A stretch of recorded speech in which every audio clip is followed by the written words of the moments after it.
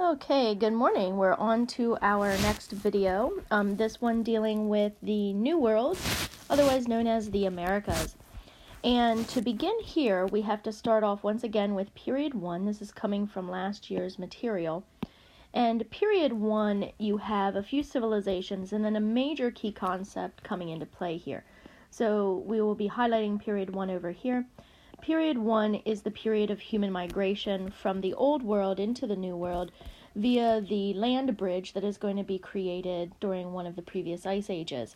So we see human migration from Asia coming over through Alaska, going down and into the Americas, down and into Central America, and then further down into South America. Now, some of the major civilizations during this period that you want to be aware of are the Olmecs, located up here in modern-day Mexico, and the Chauvin, located down here, going to be the precursor of the Inca. Over on the geohistogram, we see the Olmecs listed here. Chauvin would be around that same region as well. However, coming out of this context and being a precursor to the Inca.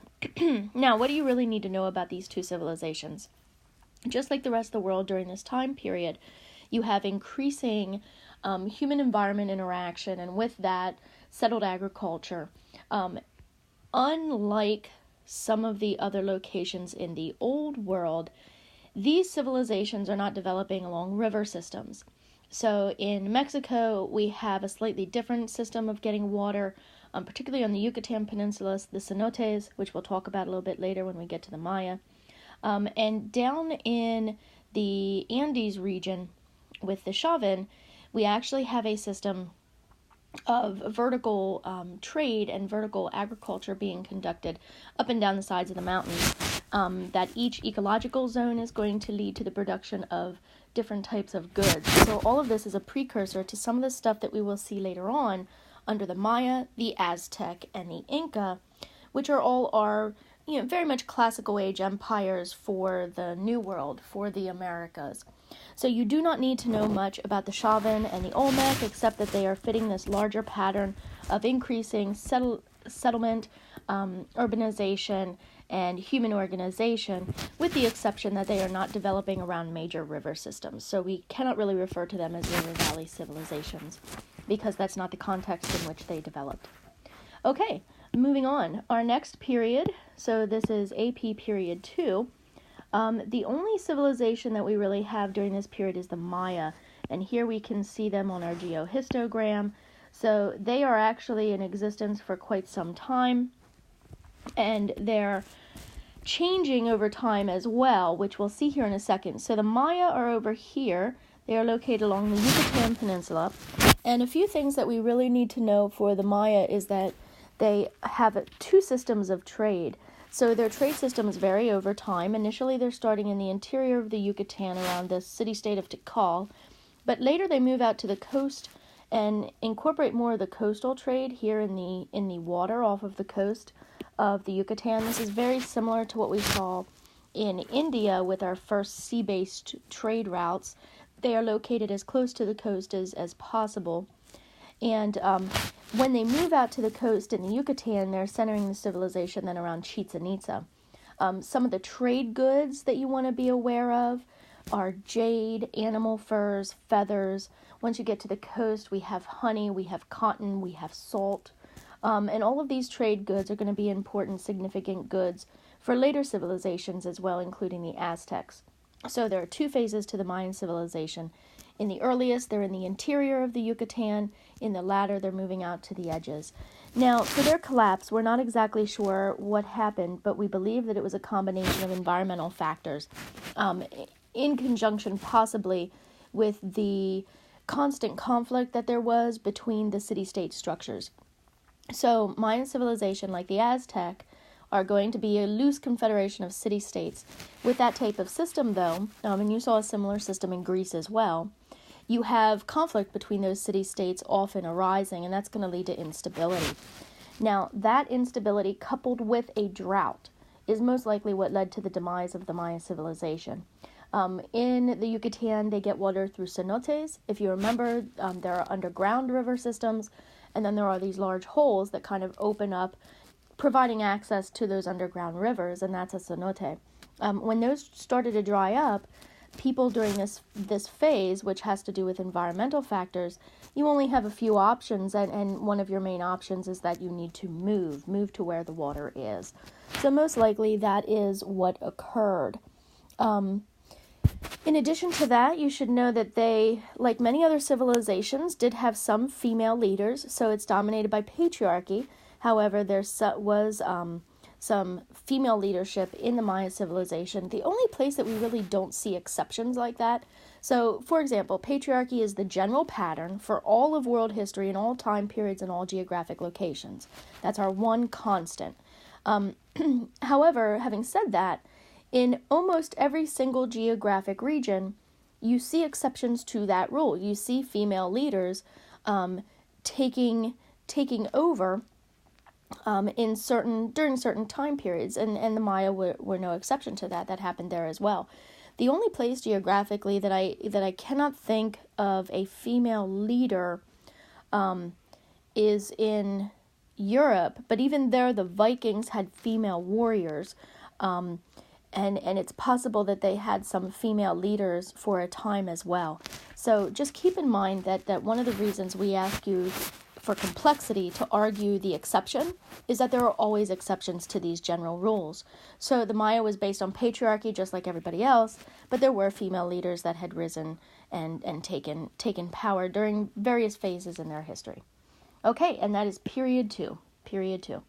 Now, period 3 is corresponding to period 3 of the AP curriculum. So in this one, I have it listed as phase 2, the classical phase, from 600 to 1450.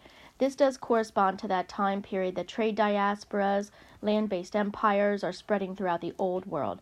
In the New World, you have empires being created in South America, confederations of city-states, very developed confederations of city-states emerging in Mexico. So what is happening during this time period? You have two major civilizations. You have the Aztec and the Inca. You can see them right here on the geohistogram. And then you also have this increased urbanization. So with these larger empires and the growth of these empires and city-state confederations, you have greater urbanization. That's a pattern that we see throughout. And then in addition to that, since you have greater urbanization, you also have greater trade because they need to rely on each other for trade goods. So that's going to intensify as urbanization intensifies. Now, let's begin up in the north with the Aztec, and then we'll move down to the south and discuss the Inca. In the north, the Aztec civilization, or Mexica, remember you'll see them as both, is going to develop around the main city-state of Tenochtitlan. Now, there are earlier civilizations in that region that predate this, that were centered around Teotihuacan. But this is not that far away. If you remember, this city-state was almost like Venice, in that it was built on an island in the middle of this huge lake. And they had an extensive navy, which is quite a unique thing for this period in world history. But the geography, the environment, almost dictated or determined that was going to happen. So once again, we see the influence of environmental determinism, or people reacting to and using their environment. Now, during this time, trade increased, and you had trade going up into North America, but also linking and coming down to those old trade networks that were being established by the Maya. So you have the Aztec controlling pretty much that entire region there.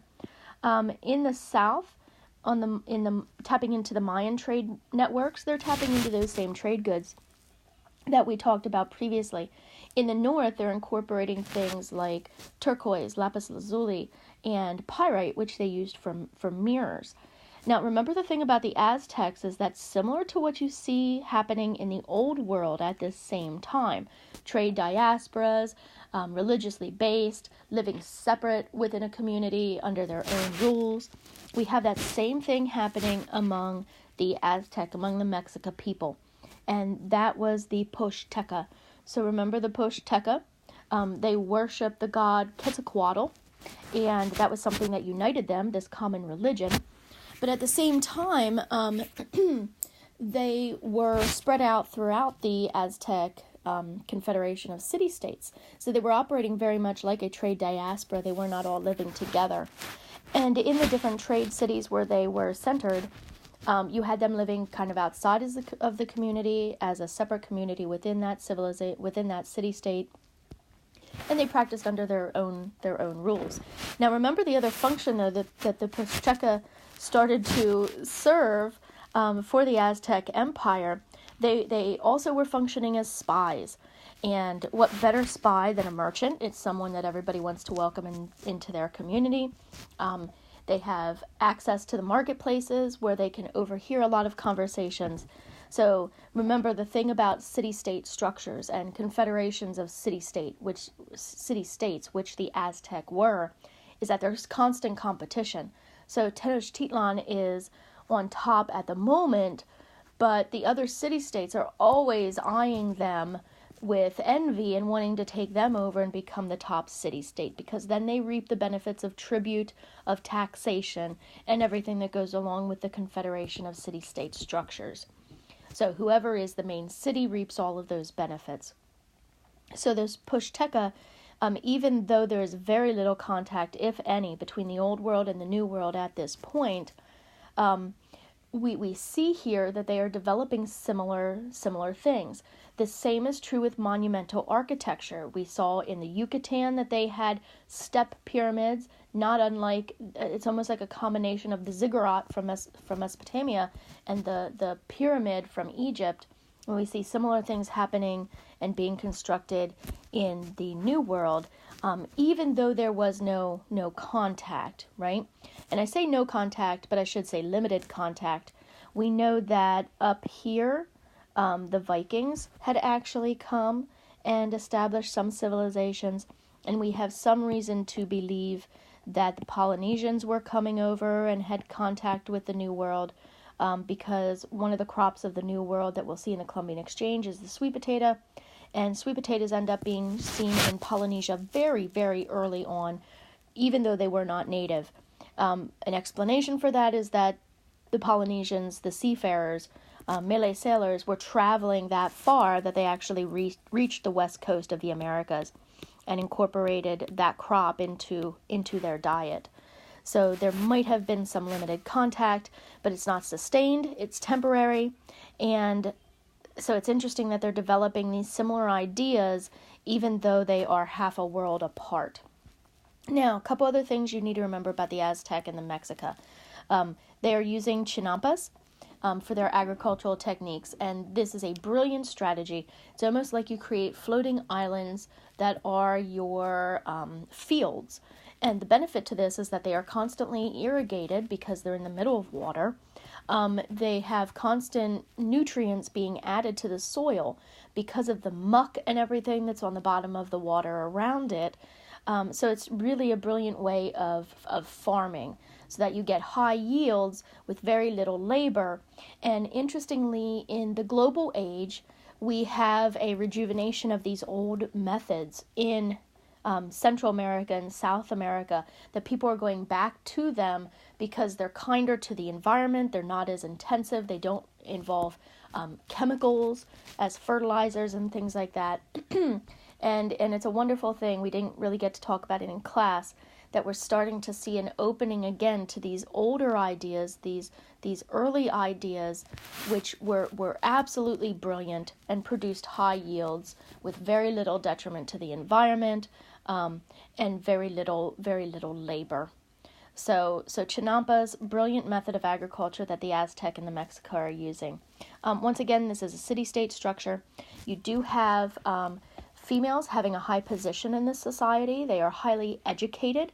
There is only one profession that they are not permitted to take part in, and that is the warrior class. Other than that, women have a lot of freedom in Aztec and Mayan societies comparatively to the rest of the world at this point in time. What else about the Aztec? I think that might be it. I'll come back and fill in some stuff if I can think of it. But those are the big ideas that you need to know about them. You can always go back and review the Prezi that we did at the beginning of the year. That gives you a very good overview of all of these New World civilizations. The Maya followed by the Aztec and then the Inca. So it might be a benefit to go back and look at those. We'll get into more detail about how they fall in just a second with the second phase here of exploration and contact with the Europeans. Okay, moving on. Down in South America, we have similar urbanization, enhancing of human organization with the creation of bureaucracies. But here in the Incan society in Chile, it goes beyond the city-state structure. So we're seeing something a little bit more centralized, as opposed to the decentralized system that the Aztecs had with the Confederation of City-States. So among the Inca, it is a full-blown empire. So they have one emperor at the top, and then they do have a bureaucracy underneath. Much of the bureaucracy underneath is religious. The thing is, the way they had their empire set up is that single person, the emperor at the top, had absolute power. And the danger with that is that when that individual died, it created instability within the empire. Had the Inca people developed a more robust bureaucracy with a line of succession that allowed other people to make these major decisions outside of just relying on the emperor himself, the Inca might have had a better chance of fending off the Europeans that we'll see happens later on. But so the first thing you need to know about them that distinguishes them from both the Maya and the Aztec or Mexica people is that they had a full-blown empire. Now, socially, so their society up and down the foothills of the Andes is based on kinship groups or family groups. So different villages were actually basically family groups. These are called ayllus. And the ayllus then, or the family groups, would take turns working for the empire. This is called the mita system, and it actually translates into turn work, so taking a turn at working. And the thing that really distinguishes the Inca is very similar to the Roman Empire. They created massive infrastructure projects, particularly roads.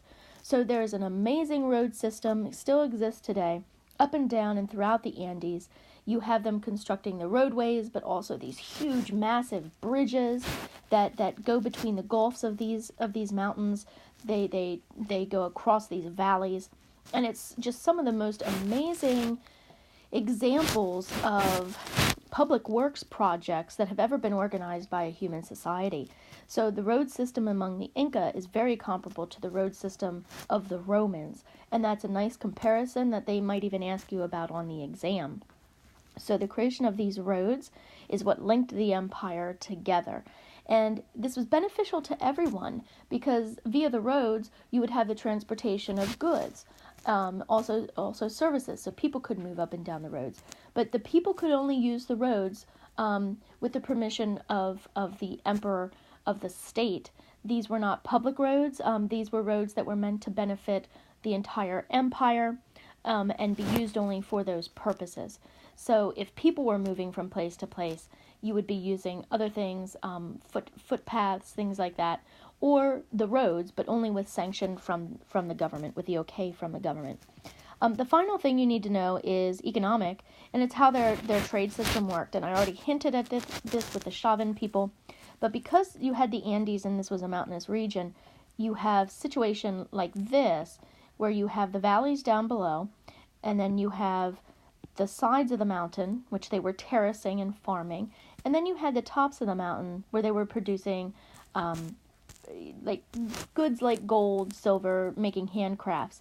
So depending on the geographic region, the environment of it, that would dictate what types of crops were being produced. So how did trade work? You traded up and down these different regions.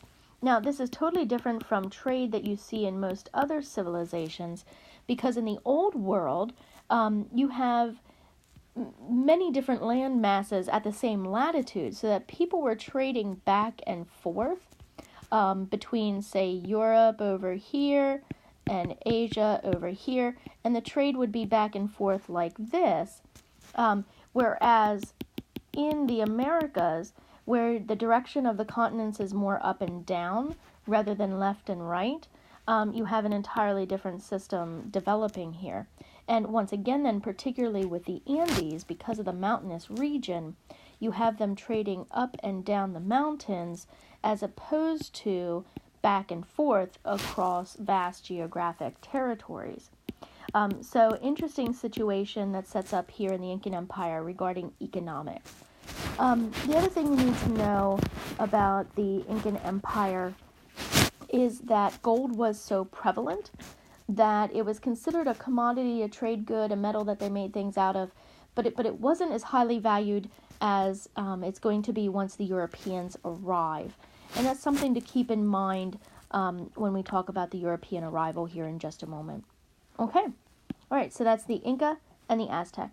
Now, let's move on. So let's move on to the next period, which is Phase 2. And Phase 2 for us definitely does correspond to the next period, which is AP Period 4, which is exploration and European colonialism. So we see it there on the geohistogram. We're talking about that entire period. And Phase 2, as I mentioned, is identified with this period of exploration. So we're talking about 1450 to 1750, and this is the period of European colonization. The other main thing to remember is that this is also the Columbian Exchange. Okay, so let's set this up. A few things that I do not have on the map, but we need to be aware of, is that the first person to come over and establish permanent contact. Keep in mind there were others that had come before, but this is the first time that permanent contact is going to be established, is Columbus, and this is why we call this the Columbian Exchange. So Columbus comes over. Remember the reason he's coming. He originally goes to Portugal to ask for funding. By that point, Portuguese sailors have found their way around the southern tip of Africa, so Portugal does not need to take the chance of going out and exploring the Atlantic. So instead, Columbus goes to Spain, and Spain, since Portugal is dominating the African trade route, they are going to be willing to explore the Atlantic and see what they can find. So Columbus sets out for the country of Spain, not for Portugal. When he sets out, there are nearly mutinies that occur, but they eventually find land, and they actually settle or find land in the Caribbean. When Columbus arrives, though, in the Caribbean, he believes that he has found India and Southeast Asia. He dies never realizing he discovered, or not discovered in quotes, discovered a new continent, but he's the one who's going to set up the first permanent contact. He is not the one, however, that brings the Aztec Empire to its knees. That is going to be Cortez. So Cortez comes over later, and let's briefly discuss how he dismantles the Aztec Empire. If you remember, the weakness of the Aztecs is that they have a loose confederation of city-states.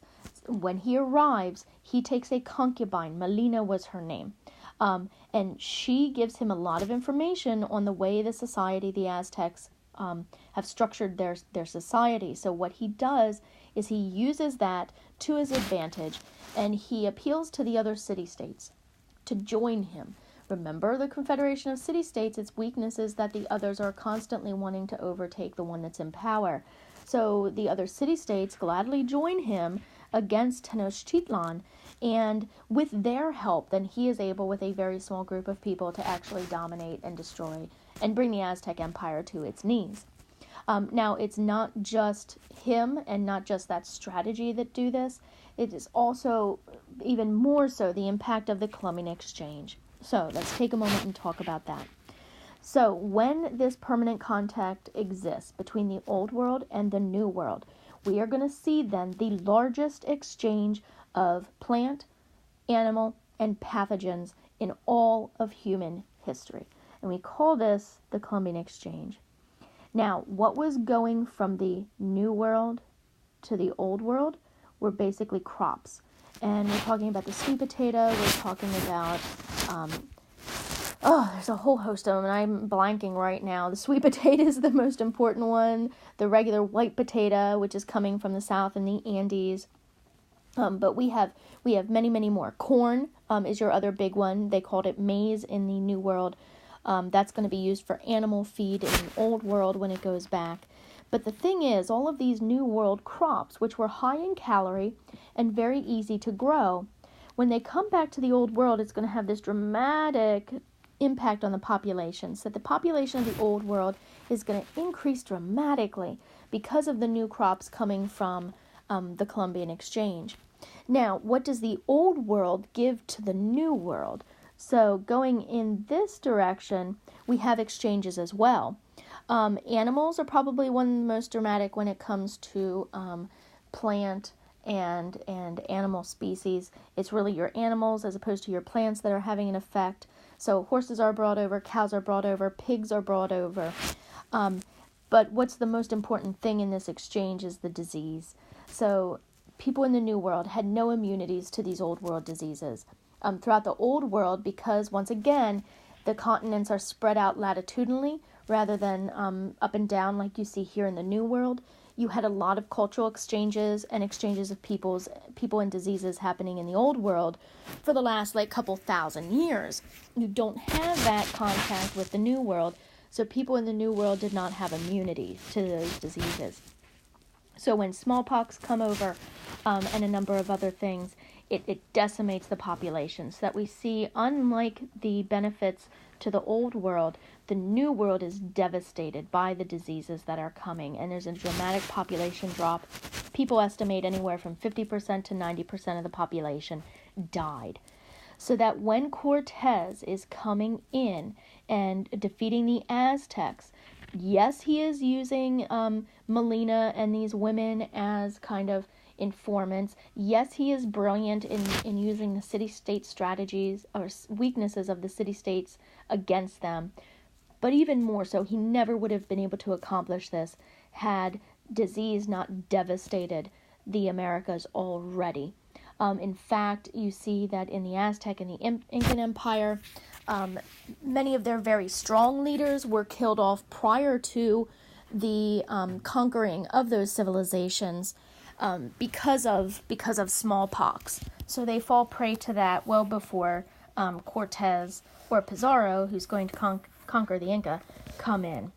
So it's really disease that enables the Europeans to dominate the New World so easily. Okay, now, what's going to happen next is that when Columbus comes over and then Cortez, you're going to see that Spain is the first of the groups to come over and colonize. Because of that, most of the territory in the New World is going to become a colony of Spain. And I'll point out where they are right now. But it's almost like later in Africa, you'll see the scramble for Africa. What we have happening here is almost a scramble for the Americas. And the goal with everyone coming over is that they want to find gold. This is a period of mercantilism. Gold and silver, having these commodities meant you had more wealth. And the goal of mercantilism was, of course, to hoard all of that wealth. So your goal in coming to the Americas, and there were rumors being spread back in the Old World that there was so much gold and so much silver in the Americas, which there was. It brought a lot of people over as hopeful colonizers, hopeful that they would find gold. Some of them do, the Spanish, of course.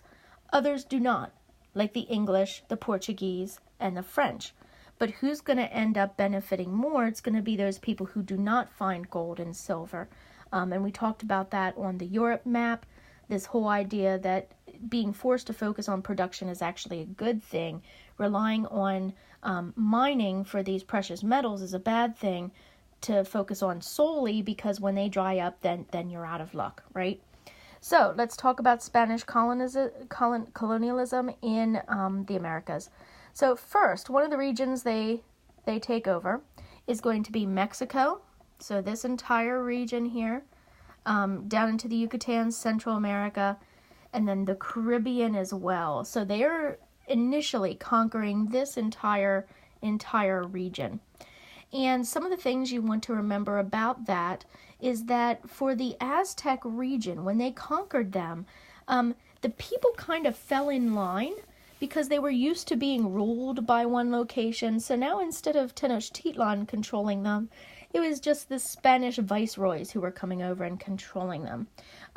So you saw revolts, definitely, but you didn't see quite as many revolts as other locations that the Spanish are going to conquer. In particular, let's look at this region. They also conquer the southwestern United States, so this entire area in here. Now, the thing about that part of the United States is that it was all tribal-based, and these were people that were not used to being controlled or told what to do by any larger authority. So that when the Spanish come in and try to colonize them, you see a lot of revolts, just everybody rising up. And we have one of our most successful rebellions by a colonized group of people in the Pueblo Revolt. So that's our one good example of people really fighting back and fighting back successfully, at least for a period in time. Now, throughout the Spanish Empire that's going to be created in the north, we see various labor systems coming into existence. This is particularly in the Caribbean, but you see it throughout all of their conquered areas. And they're focusing on two things: mining gold and silver, and then producing sugar. So sugar right here, key commodity. Sugar was like gold. It was that highly sought after and that valuable. The problem with sugar is that sugar production and plantations are extremely labor intensive and very harsh conditions. So what you have happening first as a labor system is the encomienda is going to be established. And these are basically slave plantations. People are being worked to death. Really awful conditions. You have people, the missionaries, who are coming over with the Spanish. You have them coming over and seeing this system and actually fighting against it, railing against it. So one of your best examples is Bartolomé de las Casas, and he's going to write just a series of things describing in detail the awful conditions of the encomienda system and appealing to the king to have it dismantled and taken apart, because he said it's inhuman, and it will be. Now, keep in mind, it's going to be replaced with a repartimiento system, which isn't much better, but it is a little bit improved. It's not quite as harsh. You're not working people for quite as long of a time period. They can produce things for themselves as well as pay tribute and taxes then in the form of labor and the goods they produce. So it's not quite the system, the exploitive system that encomiendas were, but it's not that much better. And then eventually that will be replaced with the hacienda system. And the hacienda system is more of a feudal system almost. You have large plantations, haciendas is what they are called. And then you have laborers working on your land. You are paying them a wage, but it is a very small wage. And it's almost like sharecropping. It gets them into this cycle of debt, and it almost makes them tied to the land because it's very hard for them to break out of and to leave. Although in theory they could do just that. Now keep in mind when the Spanish come over what their view of the natives is then. They are coming over with the express purpose of exploiting their labor. So they don't see them as equals. They want to use them as a cheap labor source. And in part, they also want to, quote-unquote, help to civilize them. So they're bringing over religion, and most of Latin America and Central and South America are Catholic today because of this, and most of them speak Spanish as well. So unlike the Vikings and the Mongols, when the Spaniards come, they don't assimilate into the existing groups. In fact, they take their culture and make it the dominant culture, so that even today you still see this legacy of Spanish colonialism in the parts of the world that they had taken over. Okay, so now let's look at what happens down to the south. So de Balboa is going to be our explorer that comes this way through the Panama region and actually sees the Pacific for the very first time. From there, he is going to make his way down the coast and to the Incan Empire. And the reason people are going down in that direction is that they have heard these rumors of just so much gold being available there. And the rumors were, in fact, true. Now, how does Pizarro conquer the Incan Empire? First, you have to keep in mind that when he encounters them, they have already been weakened. The leader who was a very strong leader, had died of smallpox, and that left his two sons in a contentious debate of who would become the next Incan emperor. Atahualpa wins, but once again, the community has been kind of like torn apart and separated already because of the death of the emperor and this succession conflict, right? So they come in. Now, when they arrive, they set up a meeting with Atahualpa, and it's a meeting to discuss, what's going to happen now that the Europeans have arrived. And Atahualpa agrees to meet with the Europeans. What Pizarro does is he captures Atahualpa and then holds him for ransom, demanding a room full of gold be given to the Spaniards. It is, so a room full of gold, an amount of gold equal to the equivalent to the interior of a room is given to the conquistadors, and then they promptly execute Atahualpa anyway. And keep in mind what I said earlier about the Incan Empire. When the emperor is dead, it creates instability throughout the rest of the empire because they don't have that huge bureaucracy that can kind of take over for making decisions without the emperor. So when they kill the emperor, Atahualpa, it kind of just brings everything crashing down, right? Now, what do the Spaniards in South America then do? They take the Mitas system, which used to be this thing that benefited everybody, taking a turn and working for the state, and they make it into a forced labor system. So now, instead of doing work that benefits your entire community, you're laboring just exclusively to benefit the Spanish colonizers. You see none of the benefits from that. So they take this system and manipulate it. This is a good, important key change to keep in mind about Spanish colonialism in South America. The other thing that they do is they start to mine. Silver mines, Potosi, for example, is going to be one of the largest producing mines in South America. And the amount of silver that's being produced is going to come to, and gold as well, is going to come to just eclipse anything that was being produced in Africa, which was your major hub for gold production prior to this.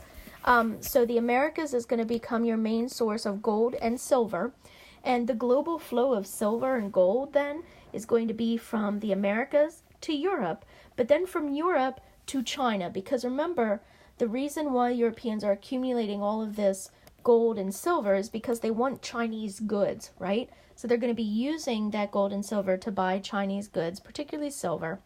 So to summarize it, though, you can say that the global flow of silver is going from the Americas pretty much right over to China to pay for all these goods. And in China, the Mexican peso even becomes a common currency. That's how much of it was going over to China. So you see here what's really changing in the world is that this is the first time the world is globalizing. So trade networks and exchange networks are becoming truly global for the first time in all of human history, in a sustained way. Okay, now, Spain was the first one to get to the Americas. The second group to get to the Americas were the Portuguese. Now, the Portuguese arrive, remember they're coming and dominating Africa, and they arrive pretty much by accident, being blown off course. They land in Brazil. Once they discover the Brazilian coast, they start to plant sugar plantations. And sugar from Brazil is going to dominate for quite some time until sugar production in the Caribbean really starts to take off. When sugar production in the Caribbean really started to take off, the Portuguese and Brazil was actually kind of worried somewhat that they would cease to be significant. What happens, however, they find in the interior gold and diamonds, and this creates a new rush of immigrants from Europe, from Portugal, as well as the importation of slaves. So now let's talk about the slave trade and why it develops in the Americas. So what you have happening is originally when the Spaniards come over, they're going to try to enslave the remaining Amerindians who have survived the devastating diseases of the Columbian Exchange. There aren't many of them left, and the plantation systems are so rigorous, people are dying off, that what you have happening is they are going to tap into an already existing slave network in Africa and start to bring them over to the Americas as another source of cheap labor. So eventually you have England establishing what will be known as triangular trade, and we can see it here. It's going to have two phases. So the first phase is going to be from England to the Caribbean to North America, back to England. But once you have them gaining control of the slave trade with Asiento, then you have it shifting from Britain to Africa, from Africa to the Caribbean, and then Caribbean back to England. And the length of this voyage from Africa to the Caribbean is going to be known as the Middle Passage. The Middle Passage is described vividly by many of the slaves who took part in it, as well as some of the people who were actually on the ships that were coming over. So the Middle Passage is this slave trade. Remember how extensive this is?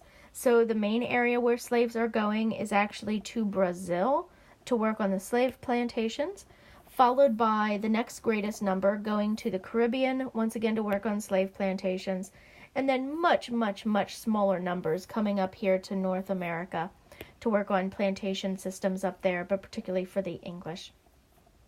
So in Portugal, for example, there were so many slaves that there were more slaves than there were Portuguese. Now, the other thing to keep in mind about this period is that when the Spanish and the Portuguese are coming in, they're both coming, of course, to exploit the labor and the raw materials, but they also create this very, very, very rigid social and economic class structure. And this is the first time that we see things like this being based on race. So what am I talking about here? I'm talking about the casta system. And you'll remember they have specific words for a specific blending of racial groups, so that you have the Creole elites, who are pure Spaniards, have not mixed with any of the native or African peoples. Then you have mestizos, who is the child of a Spaniard and an Amerindian. Then you have mulattoes, which is a child of a Spanish person and an African. And so they have this rigid caste system almost, except they call it casta. And they have those amazing paintings where they show the mother and the father and then the child, and they designated at the bottom the name of the child. And there were 10s and 20 and 30 different names for all the different blendings of groups. Like, what do you call someone who is a mestizo and then marries a mulatto? Well, they had a name for that, and they had a whole hierarchy that went along with it. So this is when we see the introduction of race as a way to distinguish people. This does not exist prior to this point in time, and eventually this is going to give rise to ideas of social Darwinism and other things that we'll see later on. Okay. The Spanish, when they come over, as well as the Portuguese, are bringing over their religion, their language, their cultural attributes. They both come over in phases, so that you have this initial phase of the conquistadors and clergy and government officials, and then a second phase when families begin to come over as well. So it's kind of a two-phase system. And are they successful? Do they have failures? So it's kind of a mixed bag. They're successful in that they are finding gold, finding silver, finding diamonds, establishing sugar plantations. But ultimately, this leads to a weakening of these two countries, or mother countries, I should say, because they are not diversifying. They're not focusing on production. And in fact, they're going to start to have to use their gold and silver to buy things from the other countries in Europe who are producing, are creating commercial infrastructures.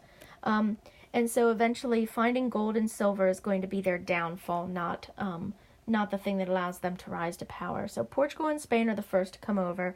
Initially, they're the strongest, but by the end of this period, the 1600s onward, we see Spain and Portugal starting to decline in their power and in their significance. And then here come our next three that are going to come over. These are the three in Europe. If you remember the previous discussion, you can look at that review video.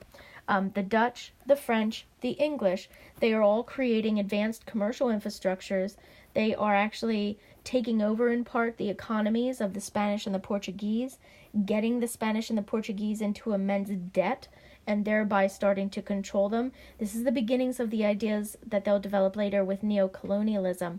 Remember, they first try it out with the Spanish and the Portuguese, and they realize that this is a very powerful tool, getting someone indebted to you. So the first of these three to come over is going to be the Dutch. And the Dutch colonize just the northern part of the United States here on the East Coast. So we're talking about New Amsterdam. Eventually this becomes New York City, Manhattan Island, and so forth. When they come over, they're just simply interested in trade, just like elsewhere. They're not interested in conversions. They're not interested in exploiting people. They kind of see them as equals, and they just want to trade with them. They stay for a little bit, but then they focus their intentions more so on Southeast Asia, Japan, and China, and trading over there as opposed to the New World. So quickly their impact on the New World kind of disappears. And we see the French being the next group then that come in. If you remember, the French settle in the northern part of North America, so what is today modern Canada, and then they go down and dominate the Mississippi River region, settling in New Orleans down here as well. Just like the Spanish and the Portuguese, their culture comes to dominate those areas. In fact, we still have French-speaking provinces in Canada. They were here for fish and fur.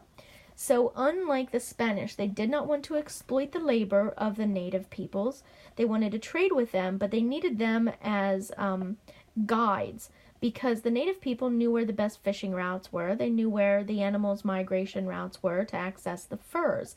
So they had to have a slightly different relationship with the native people due to their desires regarding trade. Now, along with Spain and Portugal, though, they did have this idea that they wanted to come in and civilize these people. So they did bring religious Jesuits. So the religious group, the Jesuits, came over with the French, and you do see them proselytizing and trying to make the native people Christian.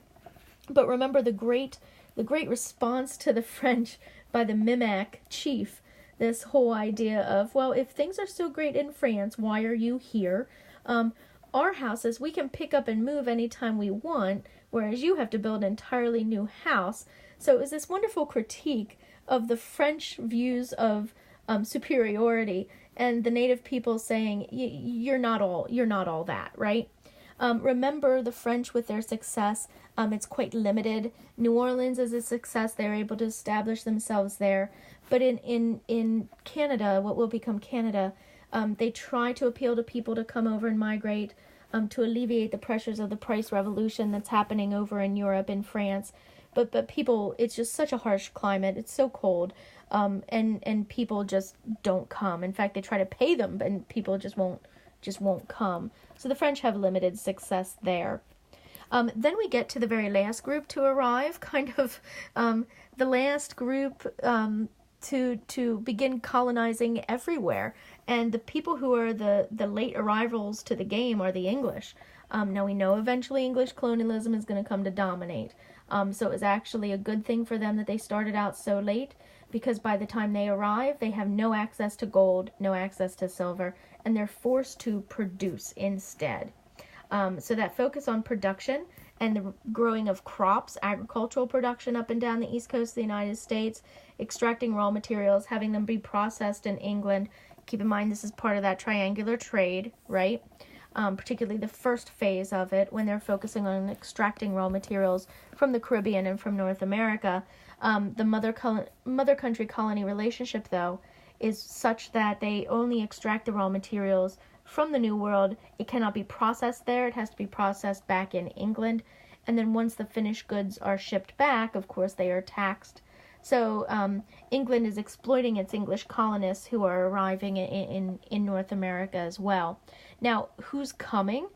Unlike the other locations, where you had military, you had religious, you had political leaders, among the English, it's families. So from the very beginning, stage one of colonization for the English are whole families coming over. Their goal was settlement. They were looking for a new place to live. And so when they came over, their view of the natives is quite different. They just want them gone. They don't care where they go. They just want the land and they want the natives out of there. They don't initially, later on they do, but they don't initially want to convert them. They just simply want them to disappear. They think they're not using the land. They think that God has ordained them, the British, to take over this region and to make it prosper. And so they just want them gone. So who is it that's coming over? So initially you have all of these families, but then because of the increasing burdens of the price revolution, the population increase in Europe, you need Americas as a safety valve. Not everyone can afford to come over, however, so a system of indentured servitude develops. Now, what is this? This is the idea that you want to go to the New World, but you can't afford the trip. So someone in the New World who is already established is going to pay your way across the Atlantic Ocean, and in return for that, you're going to work for them for 7 years, paying off that debt. They're also going to be paying you a small wage throughout that period, so that by the end of the 7 years, you will collect that money and have something to start off with and establish yourself as well. Now, this sounds like a good idea, but what began to happen is that people in North America began to exploit these indentured servants quite dramatically, even more so than the slaves. The reason being, it was almost a benefit if your indentured servant didn't survive, because then you didn't have to pay them those wages at the end of the 7 years, whereas you wouldn't exploit a slave to that same level, because if they died, you had to buy a new one, and it actually would cost you money. So because of the really poor conditions, and then the very little access to land after you were free, we see indentured servants rising up and rebelling. Probably the most famous is Bacon's Rebellion, and what the leaders in the colonies established by the Brits start to realize is that indentured servants are not a reliable source of cheap labor, because they are Europeans and they feel as though they have rights and they will fight for those rights. So what do you see starting to happen after Bacon's Rebellion? You see slaves now starting to increase, being brought on the Middle Passage. And this is around the same time that Asiento is granted from Spain to the English, so you have the Brits really taking over this Middle Passage and the slave trade, so that you can see the increase in the importation of slaves during this time period. Still, in comparison to the Caribbean and Brazil, American slave trade was quite small, but there is a dramatic increase after the Bacon's Rebellion, and you see America then switching from indentured servants to slaves as a cheap and reliable source of slaves in the New World. Okay, so that is the period of European colonization and expansion in the New World. So now, moving on, we move over to a period during which we're going to see really dramatic change. And what is that? That's phase 3, or the period of revolutions. And once again, this does correspond to the AP periodization. So we're talking about period 5. You can see it here on the map. So we have the American Revolution, we have Latin American revolutions as well. And so this is the period from 1750 to 1900. And we're talking about all of the revolutions, both political and industrial. So this is one of our key concepts. We also see the creation of neocolonialism for the first time. Remember, the Brits and the Dutch and the French kind of try it out on Spain and Portugal. They realize this thing of debt is a powerful tool, but it's the Brits that really hone it, and they're going to hone it in South America after these political revolutions, which we'll talk about. So we see neocolonialism being used for the first time in the Americas. We also see the revolutions in South America leading to not much change, and the Creole elites kind of taking over and replacing the Spanish colonizers. But other than that, the rigid class and caste and race systems continue to exist. And then we also see our first, of course, colonial revolutions in regard to the United States and Latin America. Okay, so where to begin? The first place that we're going to see these revolutions is actually going to happen in North America. So the American Revolution is the second of our major revolutions, and it occurs right after the Glorious Revolution in England and prior to the French Revolution. So the American Revolution is kind of being impacted by what has happened in England, and then it will go on to influence and impact what will happen in France. So remember just very briefly some of the causes of the American Revolution. So first, we had taxation, of course, which is going to be a reason for revolt and rebellion. We also have the fact that England is not allowing the production of goods to happen in the Americas. Once again, because of that colony-mother country relationship, extract raw materials, actually produce them over in Europe or over in England. So the lack of production is going to be an issue as well. In addition to that, due to the 7 Years' War, which was the war between France and America, one of our first truly world wars, its fault in India, its fault in Europe, its fault in the Americas. France will lose that. England will win that war, but at a cost. And the debt that England had gotten into in order to win that war is going to be actually paid for by the American colonists in the form of quartering soldiers, higher taxation, Stamp Act, things like that. So those increasing taxes without representation and the courting of soldiers is going to be a major reason for rebellion, particularly as a result of the 7 Years' War. But out of all of those, one of the main points of contention was the fact that England had forbidden any expansion past the Appalachian mountain chain. They had determined that the rest of America was going to remain in the hands of the native peoples, and that they were just going to colonize the East Coast. Well, among the colonists, they were quickly running out of room, and everybody, remember, the feudal system never existed here in North America. Everybody owned their own property, and that private property and ownership is something that's really unique to the American colonies. So you didn't have that legacy of feudalism here like you did in many parts in the rest of the world. They want their own land, because if you own property, then you have rights. You have the right to vote and so forth.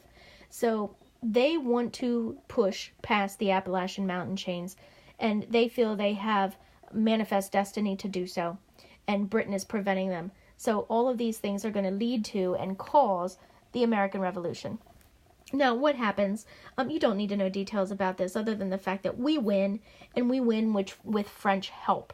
So it is important to recognize that the French are helping us, and they're going to have people on the ground, which is going to then influence their revolutionary ideologies as well during the French Revolution, which happens after the American Revolution.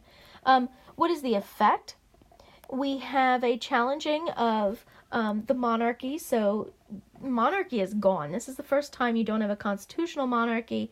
It's just the monarchy is completely gone, and you have a republic, a democracy being created. Now, does America, is it that radical that it challenges gender norms, racial norms, things like that, class norms? No, it's still landed property owners who can vote. Women are denied the right to vote. Blacks, of course, are denied the right to vote and are still enslaved. So the American Revolution is radical, extremely radical in terms of politics, right? That it completely gets rid of the monarchy. Also, it is the first successful colonial rebellion. So it's a rebellion by colonists, and that's very radical as well. But when it comes to social, class, and racial aspects, it's really not that radical. We'll see others end up being more radical. So that is our first one in the Americas. Now, that is followed shortly thereafter by the Haitian Revolution. Number 4 down here, and we can see Haiti. Now, the Haitian Revolution is going to be dramatically impacted by what's going on in France.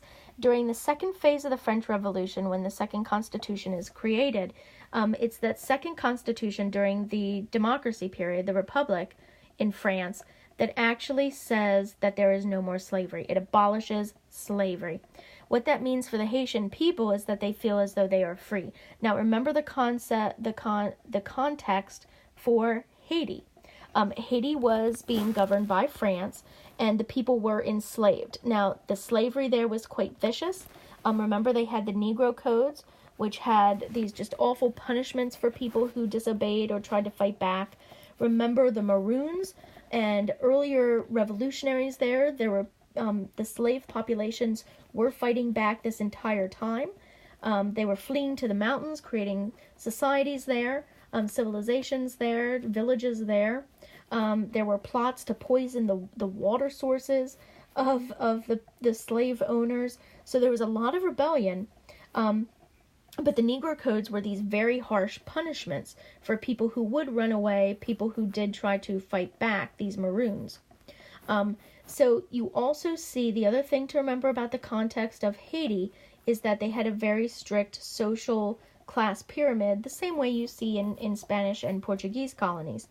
So that on the top you had the Grands Blancs, which were wealthy white landowners. Below them you have the Petit Blancs, which were actually poor whites, but the fact of being white elevated you above the next group, which were your affranchis. The affranchis were your wealthy slave-owning black people. So there were free blacks who owned slaves and owned land, but they were still considered to be underneath the poor white people. And then at the bottom you had the Noirs, who are your black slaves, right? So slave ownership in Haiti was quite interesting in that you had wealthy blacks owning black slaves, as well as wealthy white people owning black slaves. And there was a whole kind of complex caste system almost going along with that. Once again, though, you have the Maroons, who are people that are escaping and fighting back against this. And you also have an interesting blending of culture, so that France, when it colonized this part of the world in the Americas, which France did have some colonies in Central America and the Caribbean, including Haiti, you see them once again spreading their culture and their ideas. Now with Vodun, what Vodun is a combination of Christianity and native African traditions, and we know it by another word, it's voodoo. So it really represents this great example of syncretism that's happening during this colonial period throughout Central South America and the Caribbean with voodoo or Vodun. So what actually happens? When the Second Constitution is passed in France and slavery is abolished, the Haitian people rise up, and you have Louverture, who's going to be one of the original leaders of this revolution. When Napoleon takes over, however, in France, he wants to gain back control of Haiti because it's a sugar producer and they need money. Why does Napoleon need money? Because he's fighting his Napoleonic wars all throughout Europe. This is also the reason he's going to sell Louisiana to America, and America gets it at a pretty decent price. But the impact it's having on Haiti is that Napoleon's going to go back and try to take it over. He tricks Louverture to come to a meeting and imprisons him, and Louverture dies while in prison.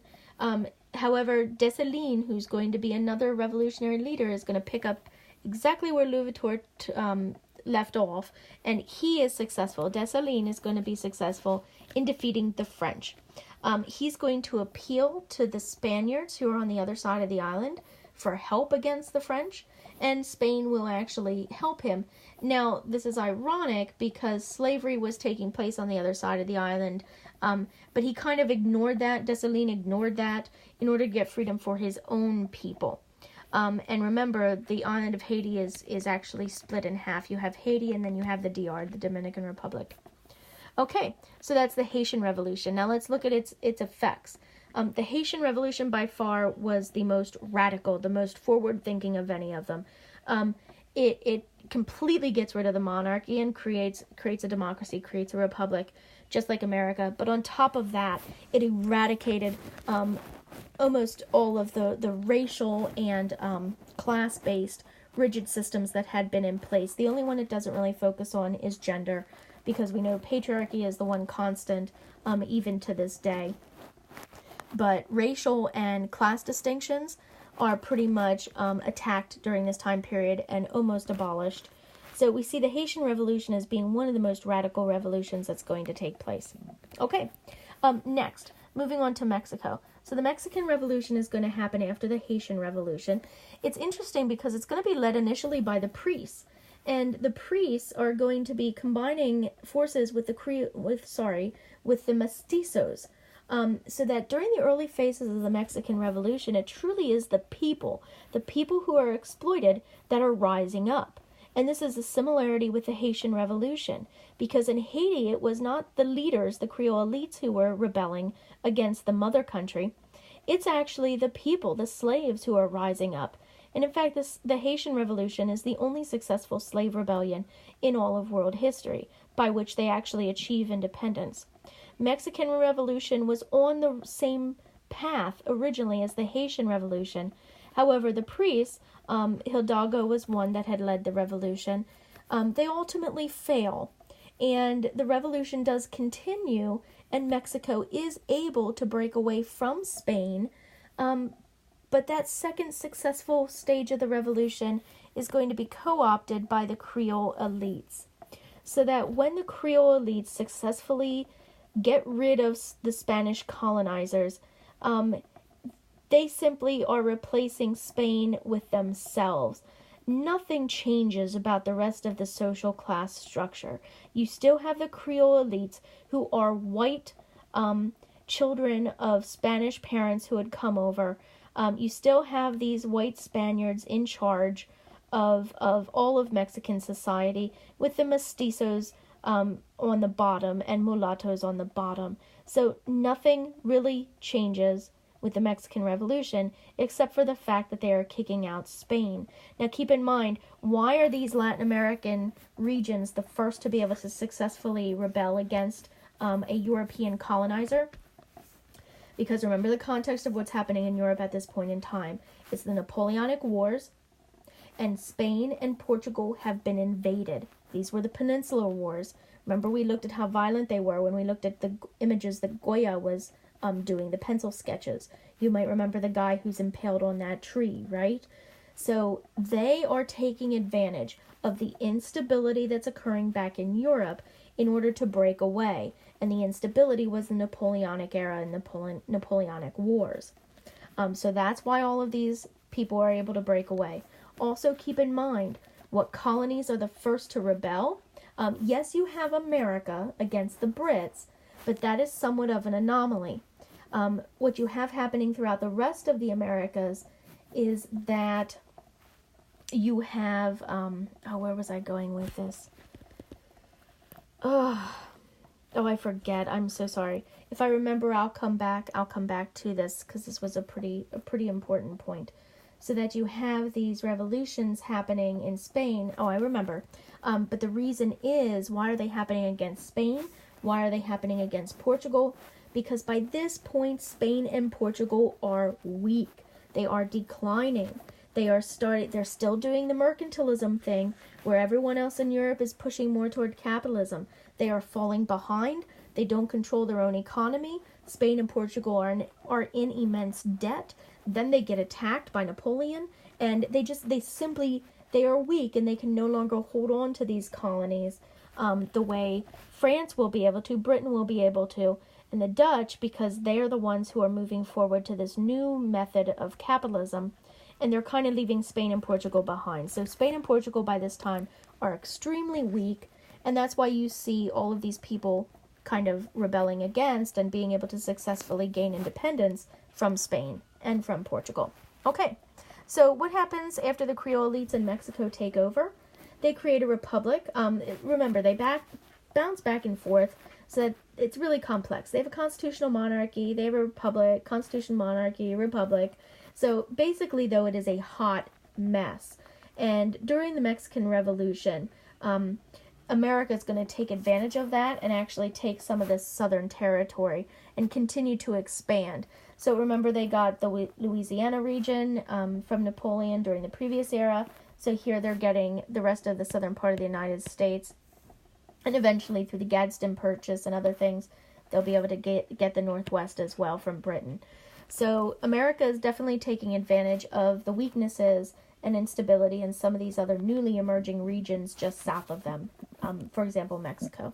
Now, in a later stage of the Mexican Revolution, mestizos will rise up again. This is being led by Zapata. Zapata is a revolutionary leader. The people who follow him later on are going to be known as the Zapatistas. And the Zapatistas in Mexico are going to rise up again during the 1960s at the same time that you see all of these socialist revolutions happening in Central and South America. You'll have a revolution happening in Mexico with the Zapatistas that's very much having that same flavor of socialism as well. So the Mexican Revolution is something that's very complex, very drawn out, very long, but kind of fits with some of the patterns that we see in other revolutions in Latin America as well. The importance of the Creole elites, the fact that nothing changes with the social and class and racial and economic kind of relationships, nothing much changes, and then the fact that it's a hot mess for a period, and then socialism kind of takes over toward the end in Mexico with the Zapatistas. Okay, the next revolution we're going to see happening is a series of revolutions in South America, particularly.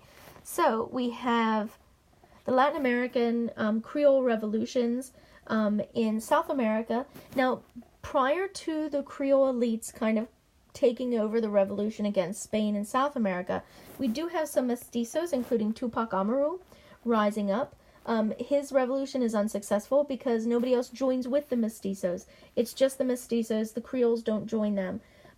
So after Tupac's revolution of the mestizos is put down, then it's only later that the Creole elites rise up against Spain. Of course, once again, that's during the Napoleonic era when Spain is very, very, very, very weak. So we see them taking advantage of that Napoleonic period. This is Simón Bolívar. And remember, Simón Bolívar is going to be greatly influenced by the Enlightenment period and the philosophers. He's actually studying and being trained in Europe.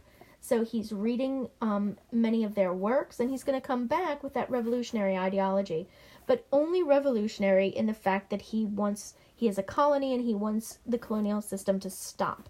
He is not going to bring back the revolutionary ideas of Olympe, for example, who's going to challenge gender norms, racial norms, and class norms. So just like the Mexican Revolution, the social class pyramid remains the same. Very little changes except that the Spaniards are replaced by the Creole elites. Now, Simón Bolívar's dream for a larger Gran Colombia, which is going to be all of South America pretty much, falls apart, and it breaks up into different regions that are going to be controlled by caudillos, and caudillos are these kind of militias that develop there, and these militia strongmen take over, and it just creates a hot mess in South America as well.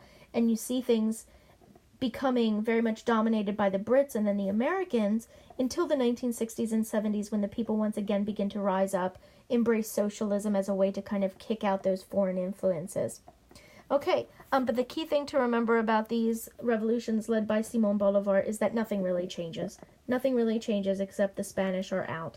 So it is a successful colonial rebellion, but is not very radical because it doesn't change anything else beyond that. We also see two other interesting examples in South America. So first, let's talk about Brazil. Brazil is different because it was controlled by the Portuguese, not the Spanish. What happens during the Napoleonic Wars is that the King of Portugal flees to Brazil. He brings his entire family. Once Napoleon has been defeated, then the king goes back, but he leaves his son, Pedro, in Brazil as a kind of representative of the crown to kind of control Brazil while the king goes back to Portugal. Now, here's the thing. The Creole elites in this part of South America are going to kind of rise up and try to get Pedro to rebel against his father. Pedro would love to be a king, and they actually, the Creole elites, promise Pedro that they will make him a monarch, make him a king, if he agrees to this, and he does. So Pedro rises up against his father. Keep in mind, though, he's basically a puppet of the Creole elites, and a monarchy is quickly established there. So unlike the other locations where there was fighting, there was violence, the transition to independence in Brazil is one that is very, very peaceful. His father, Pedro's father, back in Portugal, kind of just says, okay, yeah, you can be free, go be a king. The reason he gives up so easily is because he's facing a lot of problems back at home in Portugal. Keep in mind, he had fled the people when they needed him the most, so he does not have a perfect situation that he is going back to. So he basically cannot deal with with Brazil at this point. So he says, okay, son, Pedro, go ahead, become a king. So a monarchy is established. This is the only monarchy that takes place in South America at that point.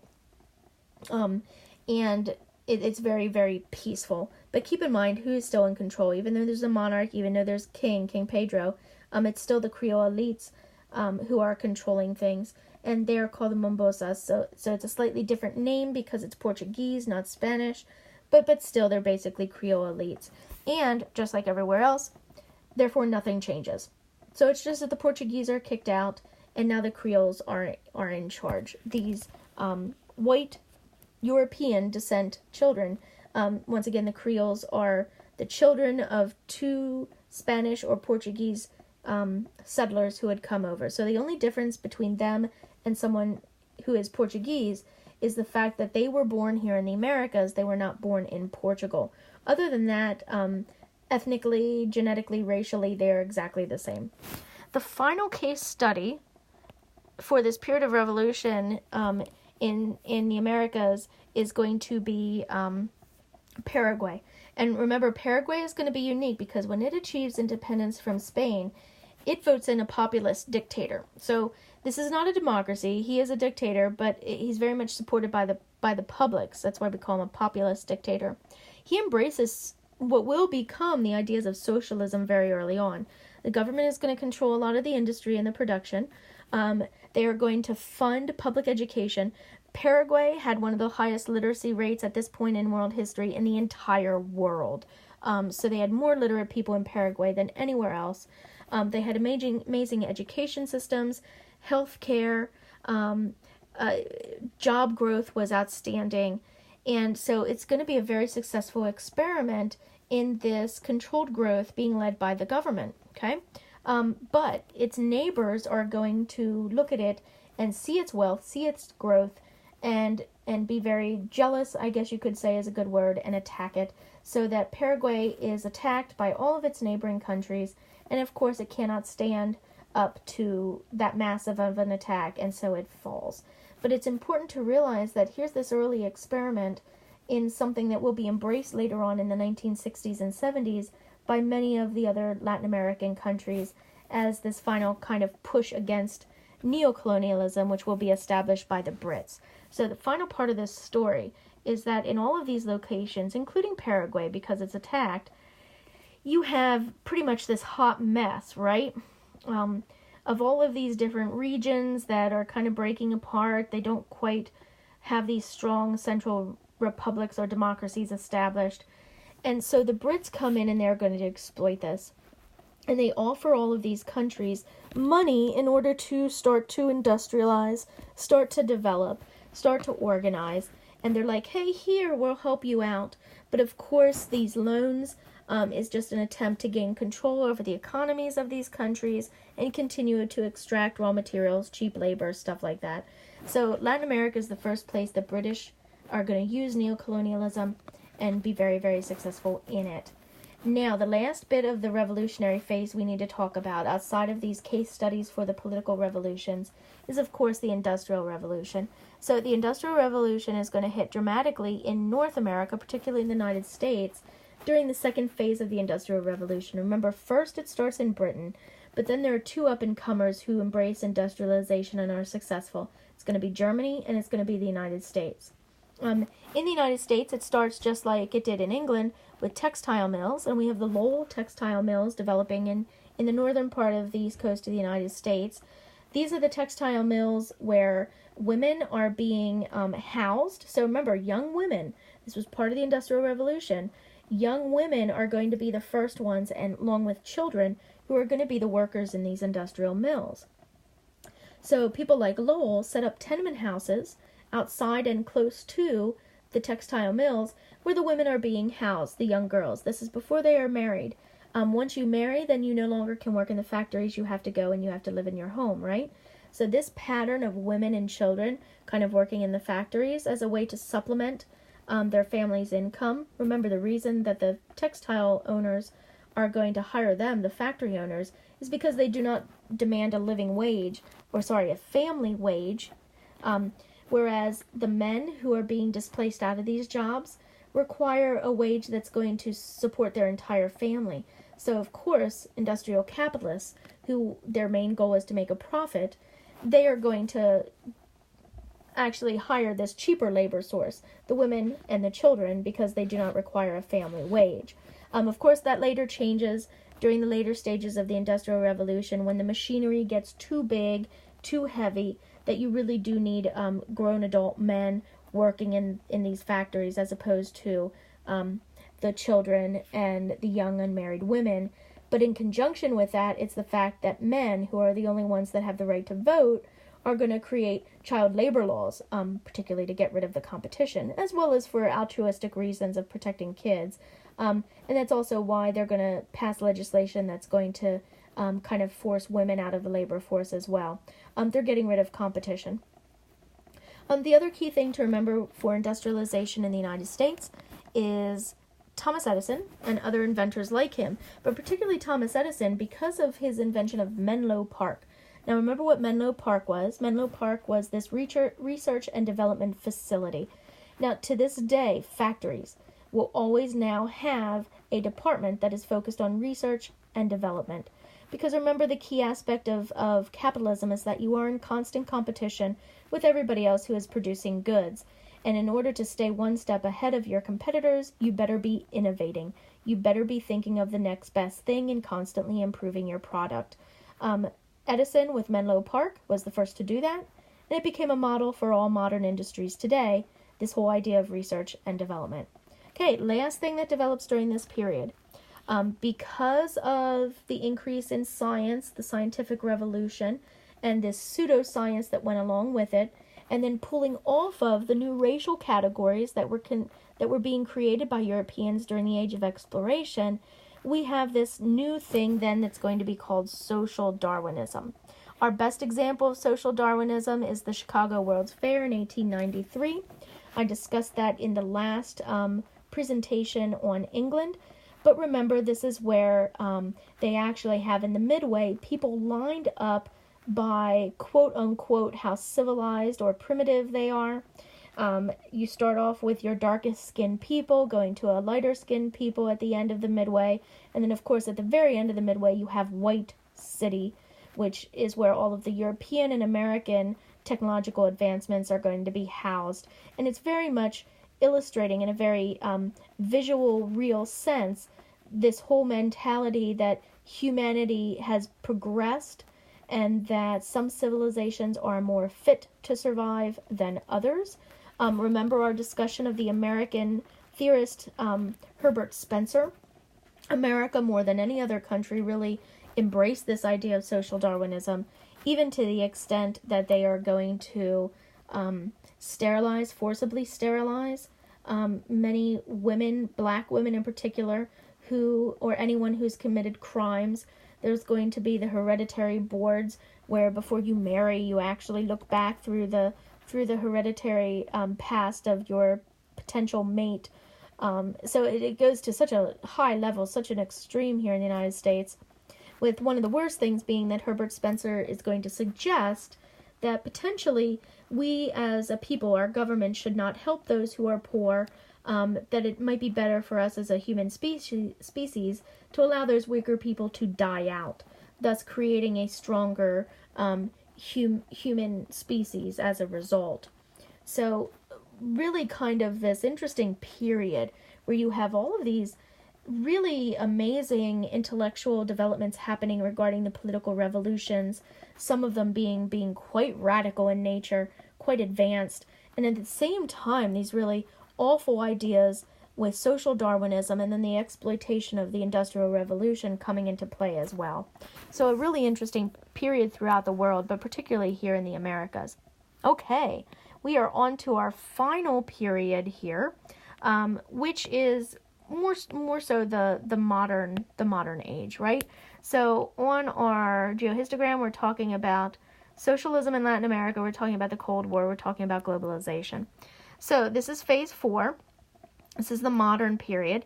And so we're going to touch on the World Wars, the Cold War, socialism in Latin America. Those are 3 big things. So let's begin. So we need to really begin with World War One. And for World War One, let me see where I can find this. World War One, we don't have much in the way of America. So right here is our section on World War One.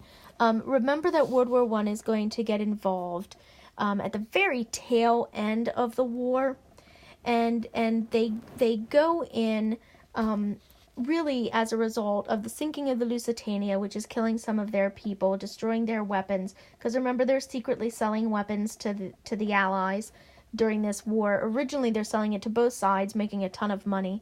But then, in addition to that, some of their munitions factories are going to be attacked by German spies. But the clincher here is going to be the Zimmermann telegram. And what that was, if you remember, is that the Germans are going to ask the Mexicans down here to attack America, and they would agree to give them back a lot of the territory in the southern part of the United States if they agreed to do this. Once America realizes that Germany's trying to attack them through their southern border with Mexico, it's like, well, this is done. We're going to go over and we're going to get involved. And when America goes over, the war ends shortly thereafter, not so much because America is all that, but more so because we've brought over all of these fresh men to fight. By this point, the war in Europe had been going on for many, many years. People were tired. People were exhausted. America is this new fighting force that comes in here at the tail end with fresh men, but also fresh industrial supplies. The weapons that we can bring just kind of turn the tide, right? After World War I, what's the significance of this post-World War I period? Well, there are a few things. First, the impact of the flu epidemic in 1918. Once again, more people died from this flu than died from the actual fighting. So there's a period of decline in the United States and elsewhere due to the bird flu, as well as just the transition from a wartime economy to a peacetime economy. What happens once that transition is over is that the U.S. economy booms. And this is both going to happen in World War I and in World War II. So in the 1920s, you see an economic boom, but then that is followed by an economic depression. And additionally, the other thing going on during the Great Depression and the economic boom of the 1920s is that you have your first Red Scare, and this is happening in response to the Bolshevik Revolution that happens at the tail end of World War I. So you have this rising fear of communism. But then you also have, in reaction to the Great Depression, FDR's New Deal, by which America is going to decide to focus on domestic concerns as a way to kind of put people back to work, as opposed to military as a way to put people back to work, which is what's embraced by a lot of the fascists. Okay, so a few other key things you want to remember about World War I. So after World War I, President Wilson makes his famous 14 points speech in which he recommends that there are no more secret treaties, that everybody disarms, that a new League of Nations is created by which you could peacefully solve your problems, and that we don't punish Germany. It goes on and on and on. Of course, none of those things are embraced by Britain and France, except for the creation of the League of Nations, and ironically, the United States is the only country to not join the League of Nations. What we also have happening in regards to America after World War I is women's suffrage. So women in America, as well as Britain and other locations, get the right to vote after World War I, and it's particularly because people started to see how much they had contributed during the wartime effort. Also, they begin to work in factories and are paying taxes, and women are going to make a very convincing argument that if they're paying taxes, they should have a say in how those taxes are being spent. So this is also the period where women get the right to vote. Now, this interwar period, during which America is trying to rebuild after the Great Depression, and is going to use the New Deal in order to do that, we see that fascism is going to grow in Europe and that it's going to be leading to another war. That's discussed in more detail in the European section of these reviews. So what happens next with World War II? So why does America get involved in World War II? We don't. We are staying out of it and kind of reaping the benefits once again, selling weapons and so forth, making a lot of money on these these European wars. But then Pearl Harbor happens and Japan attacks us. Now remember the complex situation that's going to lead to this. Japan is expanding prior to the war, during these interwar periods. America is trying to limit that. And they're also doing some racial things here in the United States by limiting immigration from Japan to America, particularly on the West Coast. So that when we eventually cut off their oil, which is like the last straw, that's when Japan determines to attack us and attacks us at Pearl Harbor. As a result of Pearl Harbor, remember what happens to the Japanese Americans living on the west coast of the United States. We put them into internment camps because we are fearful that they are spies now for Japan, and that possibly if Japan were to invade, that they would rise up and join Japan as opposed to the United States, and we did not want that to happen. It's very controversial when we put them into the internment camps, but it's something that we do. Some other important things to remember about World War II then in the Pacific is that we are using island hopping as a strategy. We're trying to get closer and closer to Japan in order to end the war in the Pacific. We realize, though, that they are using Bushido and that just gaining one little island is taking months. This whole idea that they will not surrender, they would rather die. And that we come to understand that if we were to invade Japan, the only way we would beat them is if we killed every last man, woman, and child. So that the decision to drop the atomic bomb, which is being created during this time period, it is going to really be based on our experiences with island hopping and Bushido. In Europe, we are also invading during D-Day, of course. Initially, we tried to go in through North Africa and up Italy. We're stopped at the Alps, even though we are able to defeat Mussolini there. So that we realized the only way to defeat Hitler is to go in through France, and we do that with the help of Britain. The entire time, though, the Soviets have been fighting pretty much on their own and dying in the millions. We delay D-Day, and this is going to be one of the factors that's going to lead to so much animosity during the Cold War.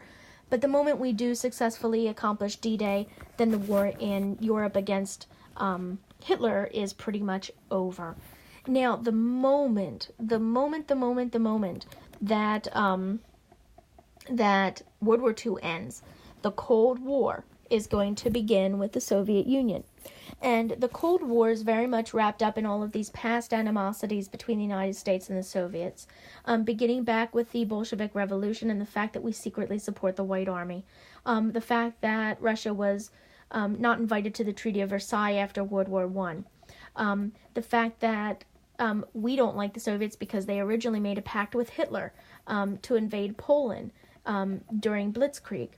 In addition to that, the fact that we delayed D-Day for so long and led to so many deaths.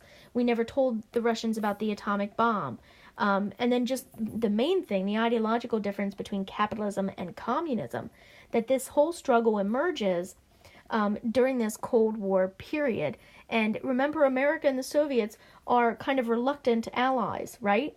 The only reason they're friends is because they have a common enemy, Hitler. As soon as Hitler is gone, then there's no need for us to be friends, to be allies anymore. So that once that common enemy was gone, then these divisions break out, and the Cold War starts pretty much immediately. Remember what the Cold War was, though. It's called a Cold War because America and the Soviets never really face off. We come close in Berlin, but then as the Soviets do really devastating things to their satellite states in Europe, like in Prague, like in Poland, and there's another one as well, Czechoslovakia, as they're kind of cracking down on any type of revolts that happen there in their satellite states using the Brezhnev Doctrine, we pretty much stay out of it, right? So that we almost respect their sphere of influence and they respect ours. Anytime we have proxy wars, we're kind of fighting through the other soldiers. So Vietnam, it'll be Vietnamese soldiers. Korea, it's like Korean soldiers. So we fight through these proxies, and we never kind of come into conflict. The closest time we come to conflict is Cuban Missile Crisis, which we'll get to in just a second. So from the point of view of America, what is America doing in this Cold War? So they are operating on the Truman Doctrine and the Marshall Plan. In Europe, they realize that after the war is over, they need to kind of book it and be really, really quick in supporting the European countries who have been devastated by this war. Remember, this is something that America is really good at. Wars were never fought in America, so economically they do not have to rebuild. What can they become? They can become a creditor nation and loan money to the European nations to help them rebuild. They're going to try to do the same thing after World War II. They've done it during World War I as well. But during World War II, the post-World War II period, they're doing it with an increased rapidity. So they have to be really rapid about this, because the other group that's trying to do the same thing is the Soviet Union, right? So it's like this competition to prove who's the best guy in Europe and who's going to get the most allies the fastest. So the Marshall Plan is going to be giving money to these European nations in the hopes that they side with us and our alliance system, which is going to be called NATO, and not align with the Soviets and their alliance system, which is going to be called the Warsaw Pact. Okay, so that is going on. Marshall Plan is going to give money. Truman Doctrine is going to give troops.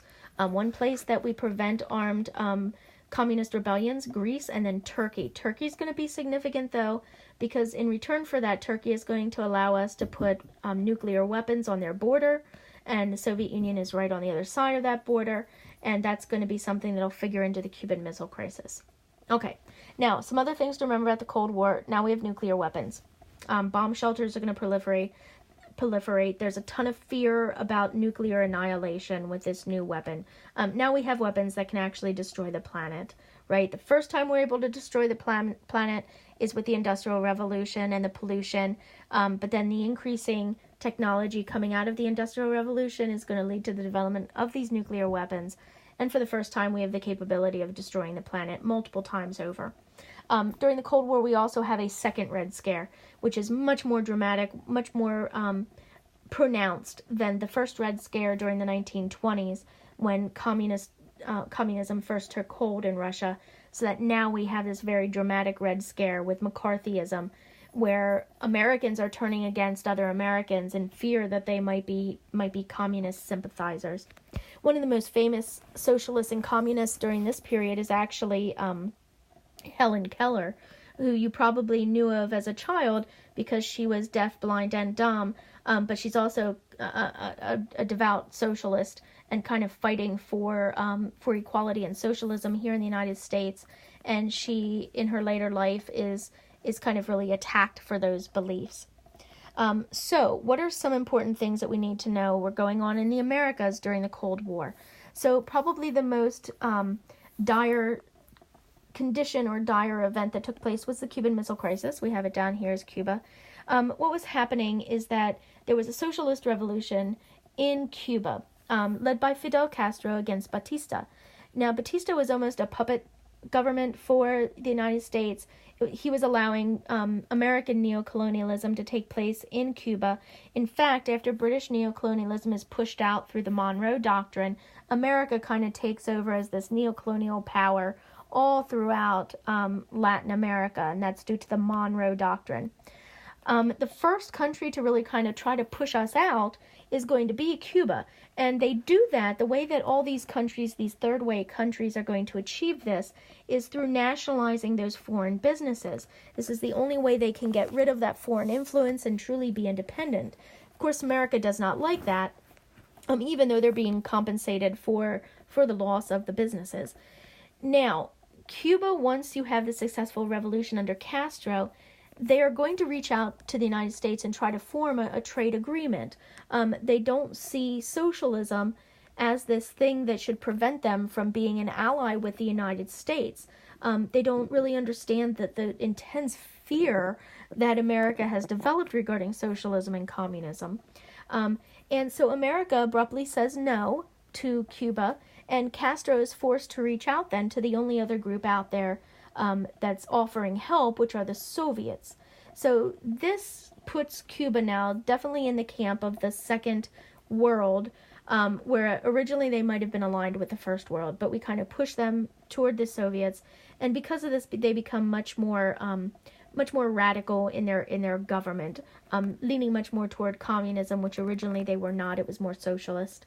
But now, because of the contact with the Soviets, they're becoming much more radicalized. Now, at a certain point then, America is going to become fearful of Cuba and the radicalization of it, because it's so close to the United States, it's only 90 miles away, that we will actually fund a covert operation where Cuban exiles are going to go back into to Cuba and try to get rid of Castro. Keep in mind, we're also trying to assassinate Castro nonstop during this period. But when the advancement of the Cuban exiles happens, it's called the Bay of Pigs invasion, America expects that all of the Cuban people are going to rise up against Castro because he's a communist dictator, things must be awful, right? So the Bay of Pigs invasion happens, and nobody rises up to support the American invasion. And why? Because things were better in Cuba under Castro. He actually had universal health care, universal education. He had taken the land from the large landowners and distributed it among the people, so that the peasants who used to labor on these hacienda systems for the first time had their own land, their own property. So things were better and people did not rise up. Of course, later in Cuba's history, that's going to change as they become much more oppressive. But during this period, there wasn't the support for the overthrow of Castro that the Americans had hoped for. When the Soviets and the rest of the world find out that America had launched this covert invasion and supported it, everybody's going to condemn America for it, including the Soviet Union. And the Soviet Union is going to make an important decision. They are going to determine that they need to protect Cuba from further invasions by the United States, further aggressive acts by the United States. So they start to place nuclear weapons in Cuba. Now, keep in mind they're doing this for their own purposes as well. They definitely would like to have nuclear missiles really close to America as this kind of, threat against American aggression. But America finds out. They have their spy planes that are flying over, satellites as well, and they get a lot of imagery and realize what is happening. So what America does, and this is the beginning of the Cuban Missile Crisis, is that Khrushchev and Kennedy are kind of playing back and forth with negotiation tactics. But Kennedy eventually agrees to quarantine. It's basically a blockade, but America can't say it's a blockade because blockades are legal. Blockades would be considered an act of war, so they say it's not a blockade, it's a quarantine, but basically they surround the island of Cuba, and when Soviet ships are coming in with more supplies and potentially more nukes, there's this showdown, right? And this is the Cuban Missile Crisis. Nobody knows what's going to happen. Are the Soviets going to push through our blockade, leading to nuclear war? Is America going to attack? What's going to happen? And this is a classic example of brinkmanship. So they're facing off, it's really tense, and they're hoping that the other side is going to back down. And it works. It works for America. The Soviets back down, their ships go back, and there's more negotiation. Basically what ends up happening is that the Soviets agree to take missiles out of Cuba if America agrees to do two things. One, leave Cuba alone. Don't attack them anymore. And two, take missiles out of Turkey that they had there pointing toward the Soviet Union for many, many years. And this kind of surprised America a little bit that they asked for this. And they're like, okay, yeah, our bad. America had missiles pointed really close to the Soviet Union for a long time, and this was kind of a tit for tat. So it de-escalates, but it was a very, very tense period. Now, at the same time that all of this is happening, the Soviets are gaining a lot of allies in Central and South America. So you see a lot of socialist revolutions happening kind of after the Cuban Revolution. So that you have all of these socialist revolutions, and the U.S. is going to get involved in every single one because they don't want to have happen what happened in Cuba, where all of these countries align with the Soviets. So you have, for example, the Nicaraguan case study, which first Nicaragua makes a mistake. They dare to try to trade with people other than the United States. Keep in mind, the United States was practicing neocolonialism at this point, so they were only supposed to be trading with America. When Nicaragua dares to trade with another foreign country, America puts a stop to it, ousts their government, and puts in basically a puppet government. There are a lot of revolutions that are going to take place against the Americans, and Sandino, who is an early revolutionary and is going to be tricked and killed by the Americans with the support of some of the other like Contra groups that are going to be there. Sandino is killed, and there is a later group then that's going to kind of use his name and resurrect the past struggles during the 1960s, and it's going to be a socialist group coming from the people, and they're going to be called the Sandinistas. So the Sandinistas are going to be the ones that eventually oust this American puppet government that has been in charge, and they're going to take over. We are going to hate it because they are going to be socialist. They are not allowing us to do whatever we want to do anymore. So we are secretly going to train Contra rebels in neighboring Honduras to go in and destabilize and kick out the Sandinistas. You might also remember that we dropped propaganda on the one exam you saw, that they were suggesting that people kind of like sabotage their own government by putting tax on roads, putting pennies and stuff in light bulbs they wouldn't turn on, like silly stuff. But we dropped all this stuff to try to destabilize their government. Remember, Reagan is in charge at this point, and Congress will not give him money to train the Contras to destabilize and take over the Sandinista government. So he illegally sells weapons to Iran, who is one of our enemies, and then he uses that money to pay for the support of the Contras, who do successfully go in and overthrow the populist government, the Sandinistas, who are supported by the people. And now you have this violent dictator who comes into power in Nicaragua, supported by the American government, and basically another puppet for America. And this is a pattern we're going to see again and again and again and again and again, right? So another case study is Guatemala. In Guatemala, you have a democratically elected socialist leader who comes into power. The problem in Guatemala is that you have these large companies, including the United Fruit Company, who control and have a virtual monopoly on transportation in Guatemala, owned a lot of the land. So like other emerging third world nations, they decide to nationalize. America is going to once again overthrow them and quickly put in a puppet government, which is going to allow us to continue our neocolonialist policies. So very, very similar thing playing out there. And each time we put in a puppet government, it's going to be violent dictators that are killing people. There are tons of disappearances, and just this awful, awful period of violence in Latin America is created because we don't want these democratically elected leaders to continue to control these Latin American states because they happen to be socialist. We would rather have these violent dictators as opposed to them. At least we could control the violent dictators. They would allow us to do what we wanted. They were corrupt. We would give them money and they would let us do whatever we wanted to the people. That happens once again down in Chile with Allende. Allende is going to be a democratically elected leader. He passes a lot of socialist policies, things that the people are supporting. He does get himself into debt, but then we take advantage of that and have him deposed, so he's taken out of office. He's killed by the people that we support down there, the revolutionaries. And Pinochet, one of the most violent dictators in all of world history, comes to control Chile. Once again, that pattern that when we don't like a socialist leader, we either kill them or have them ousted, and we put in violent dictators who are corrupt, and if we pay them a little bit, they will let us do whatever we want. An earlier example, which is slightly different, is going to be the example of Panama. With Panama, we were interested in Panama because we wanted to build a canal there. The French had tried and failed. When the French fail, we go to the French and ask if we can take over for them. They say sure. And then we go to Colombia asking for permission because Panama as a country did not exist. It was part of Colombia. Colombia, realizing the U.S. neocolonialism that has been happening, they say no to us.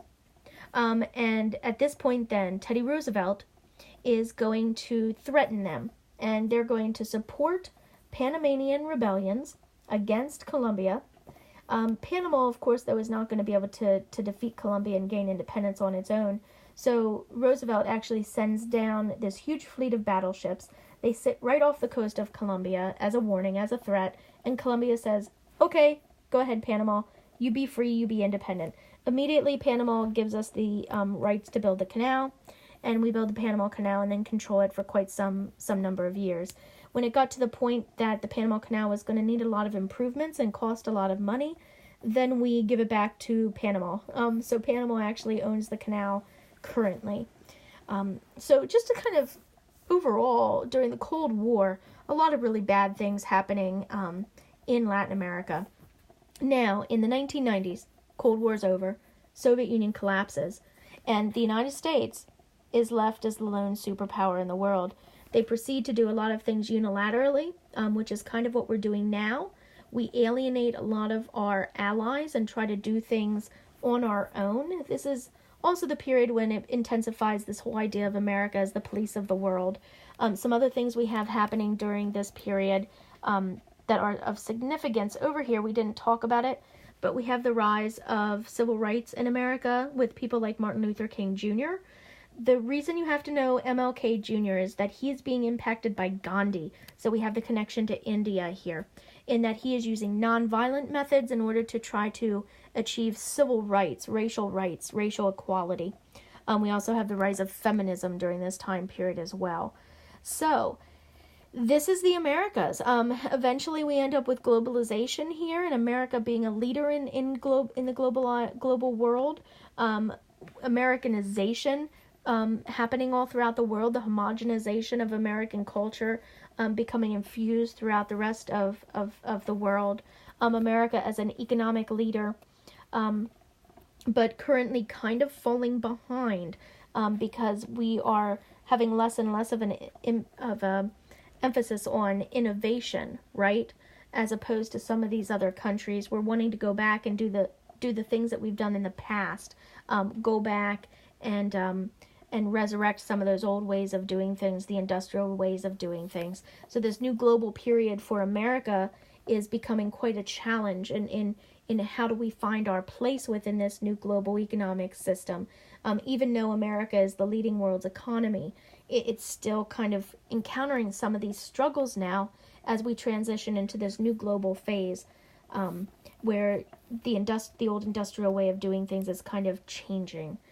So this is the history of the Americas. Once again, we're at almost the 2-hour mark. I hope these are helping. This is going over all of world history in just a few hours.